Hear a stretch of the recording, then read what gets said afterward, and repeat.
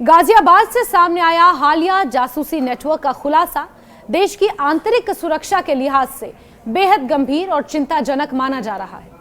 14 मार्च को कौशांबी इलाके से पकड़े गए इस नेटवर्क ने यह साफ कर दिया है कि आधुनिक दौर में जासूसी के तरीके कितनी तेजी से बदल चुके हैं और किस तरह आम लोगों को लालच, तकनीक और ब्रेन वॉशिंग के जरिए इस तरह के खतरनाक कामों में शामिल किया जा रहा है।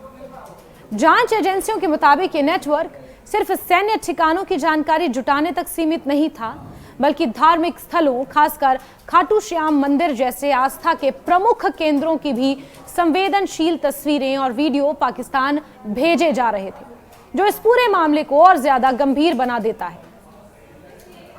पूरे मामले की शुरुआत तब हुई जब सुरक्षा एजेंसियों को इनपुट मिला कि कुछ संदिग्ध लोग दिल्ली एनसीआर क्षेत्र में संवेदनशील जगहों की निगरानी कर रहे हैं और उनकी जानकारी विदेश भेजी जा रही है। इसके बाद गाजियाबाद में एक ऑपरेशन चलाकर 6 मुख्य आरोपियों को गिरफ्तार किया गया। पूछताछ के दौरान जो जानकारी सामने आई उसने एजेंसियों को भी चौंका दिया।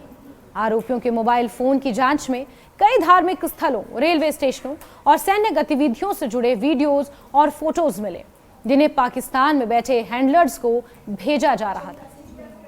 सबसे ज्यादा चिंता की बात यह सामने आई कि इन आरोपियों ने खाटू श्याम मंदिर की लोकेशन, भीड़-भाड़, एंट्री एग्जिट मार्ग और आसपास के इलाकों के वीडियो बनाकर भेजे थे। ये मंदिर देश के सबसे प्रसिद्ध धार्मिक स्थलों में से एक है, जहां हर साल लाखों श्रद्धालु पहुंचते हैं। ऐसे में इस तरह की जानकारी का गलत हाथों में जाना किसी बड़ी साजिश की ओर इशारा कर सकता है। जांच एजेंसियां इस पहलू को बेहद गंभीरता से देख रही हैं कि आखिर धार्मिक स्थलों को निशाना बनाने के पीछे क्या मकसद था। क्या ये सिर्फ निगरानी थी या फिर भविष्य में किसी बड़ी आतंकी या अस्थिरता फैलाने वाली साजिश की तैयारी। पूछताछ में यह भी सामने आया है कि इस नेटवर्क के तार सीधे पाकिस्तान से जुड़े थे। वहां बैठा एक सरगना पूरे ऑपरेशन को चला रहा था और भारत में मौजूद लोगों को ऑनलाइन ट्रेनिंग, पैसे और निर्देश देता था। आरोपियों ने बताया कि उन्हें तकनीकी रूप से प्रशिक्षित किया गया था, जिसमें सीसीटीवी कैमरे लगाना, उन्हें रिमोट से ऑपरेट करना, डेटा रिकॉर्ड करना और उसे सुरक्षित तरीके से विदेश भेजना शामिल था। इस बात से साफ है कि यह नेटवर्क सिर्फ साधारण जासूसी नहीं कर रहा था, बल्कि एक सुनियोजित तकनीकी ऑपरेशन का हिस्सा था। जांच में एक और चौंकाने वाला पहलू सामने आया है कि इन युवाओं को इस काम के लिए पैसे का लालच दिया जाता था। उदाहरण के तौर पर एक आरोपी प्रवीण को सोनीपत रेलवे स्टेशन पर सोलर बेस्ड कैमरा लगाने के लिए करीब 16,000 रुपए दिए गए थे। ये रकम भले ही ज्यादा बड़ी ना लगे, लेकिन ये सिखाती है और दिखाती है कि किस तरह छोटे छोटे लालच देकर युवाओं को देश विरोधी गतिविधियों में फंसाया जा रहा है।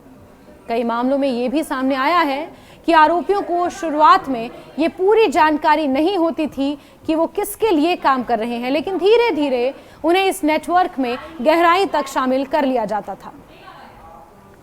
इस नेटवर्क का एक और महत्वपूर्ण हिस्सा था स्थानीय स्तर पर नए लोगों की भर्ती।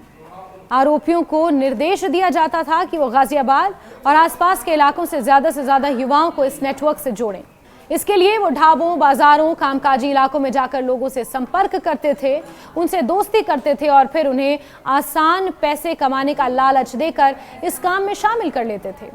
ये तरीका सुरक्षा एजेंसियों के लिए एक बड़ी चुनौती बनता जा रहा है, क्योंकि इसमें कोई पारंपरिक आतंकी ढांचा नजर नहीं आता, बल्कि आम नागरिकों के जरिए नेटवर्क खड़ा किया जाता है।